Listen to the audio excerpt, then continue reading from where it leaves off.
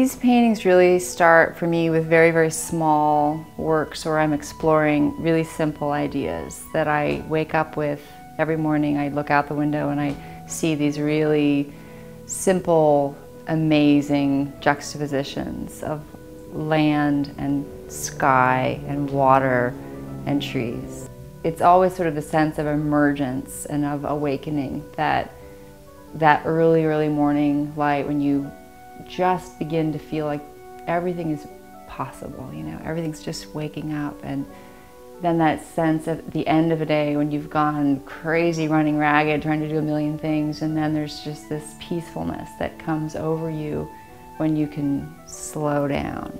And entering into these paintings has been this process for me of just taking very, very small format pieces and then moving them up to these larger scale 4-foot squares and 4-foot by 6-foot, but not changing, not making them more intricate, but just allowing the simplicity of the statement to become a larger space and allow the light to come through and behind these forms and create the sense of awakening.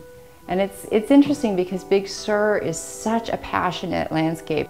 It is not bucolic, it is not pastoral in a way. I mean, it's rugged and fierce and it thrashes you, and yet the serenity and the sense of connection there that you feel with your inner voice, with God, is so profound, and it's not a lazy, sleepy place. It's a place that ignites your heart.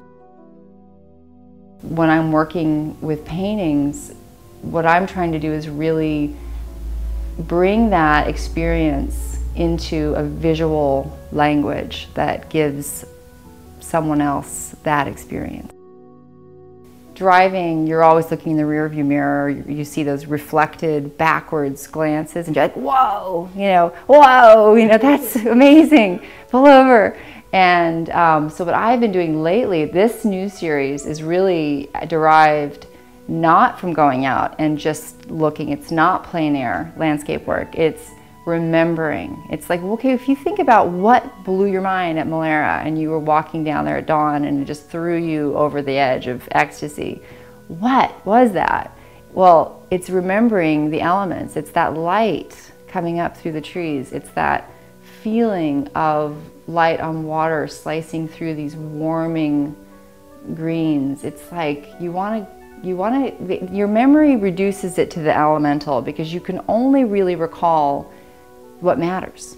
It's discerning what is going on with this image that affects you, and that's the story you're trying to tell.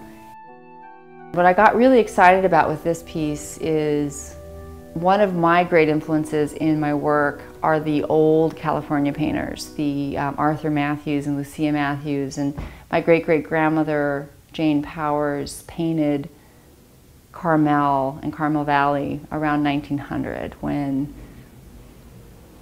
that whole movement of painting plein air was very, very strong, and it was really kind of the way people painted around here.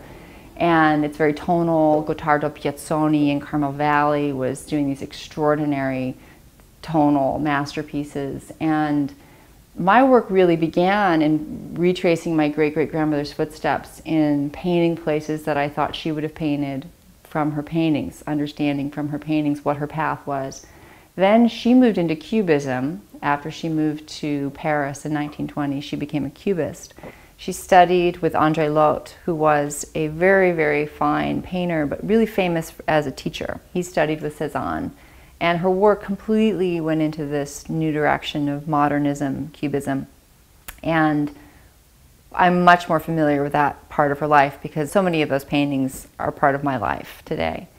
So I've done a lot of exploration of those ideas in my paintings, and this new series to me is morphing the California old impressionistic plein air golden hills twilight feeling, which I love so much, is so evocative to me of this place, yet through this new lens of the modern eye. And I'm always really thrilled to see things come through that are completely surprises to me. It's almost like playing a duet, you know, where you're jamming on your end of the scene and the other guy's bringing in his stuff, and you're going back and forth and responding to each other. And painting these paintings for me is, at this scale, is like setting up this field trip of play with some things we know we're going to be working on, the mountains, the trees, the sky, and then just inviting into the process something that is divine. Well, this painting actually precedes the other ones. Like, we're kind of going back in time, and this began with driving through the Big Sur Valley on a sunset night when everything was just going into these incredible burnt orange, deep crimson tones. The mountains were like red, purple against this hot, hot sky, and it was so amazing and so simple and so true to what that experience of sunset in the Big Sur Valley is like. And it launched me into this series of red hills against these extraordinary skies. And you see skies in Big Sur that if you painted them, people would think you're making up this mad fantasy, because you can't believe that they could actually be that beautiful. So it's fun to actually try to outdo, you know, what you see all the time. You can't do it. You know, this painting is really exploring these wonderful color harmonies and juxtapositions, but it's no more flamboyant or out of the box than reality. When I started painting, I was always going out looking for new subject matter, and this painting is actually what I look at every single day. This is the view that I see when I get out of bed and I go outside and I have a cup of coffee and I look south. And I started just becoming kind of mesmerized by painting it every day and going back in and seeing how every morning, every afternoon, the experience of this view, which is looking south from Nepenthe, would just continue to be amazing. I mean, it really is breathtaking. You cannot walk across the terrace at Nepenthe and look south and not stop and just go, oh my God, this is so beautiful.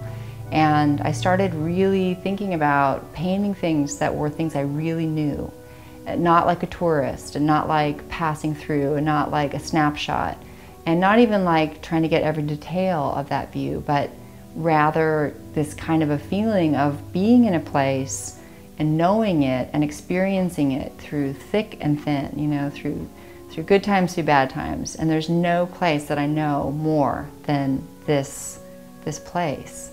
Coming into this series of South Coast paintings was just almost compulsive for me. I couldn't stop painting them. And each time I would enter into a new interpretation, I felt like it was a chance to just draw attention to one facet of this experience. And this painting is called South from Nepenthe, Radiant Hills. And for me, it's really about that sublime beauty that emanates from this place that's beyond the color, beyond the trees, beyond the mountains. It's beyond the place itself.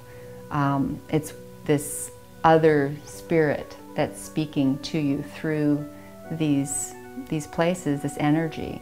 And it really is the series of works that launched me in my own voice, in my work.